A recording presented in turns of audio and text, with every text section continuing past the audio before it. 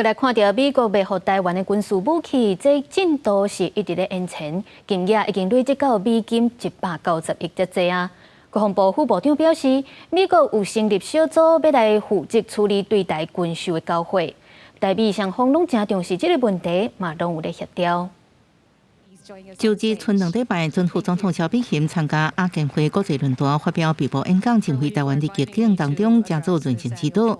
今麦在国际上，台湾唔能引导3项个人领导。Taiwan is bombarded with cyber attacks, disinformation, and political interference, in addition to near daily military incursions. Against all these odds, and long overshadowed by our larger neighbors, Taiwan's remarkable story of perseverance and determination has propelled it onto the world stage. 喺抗衡中国威胁，咱也继续强化自我防卫能力。不过，美国对台军售延前，金价已经付190亿美金。主办军备的国防部副部长齐恩普表示，台美双方拢正重视，也密切协调。新任部长郭立平上任了，会详细报告相关工作执行进度。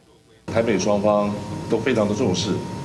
也都成立了一个 Tiger Team 来负责管制这相关军售的这个交付。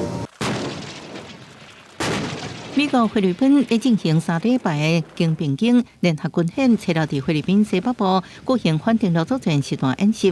目前敌军想要为海上登陆，不过互美菲军队拍退。When we prepare for the worst, what I think we've seen in this Balikatan, securing key maritime terrain. 美国军事媒体星条旗报道，美国、菲律宾、澳洲军队车5离台湾差不多193公里的菲律宾巴丹岛进行联合演训。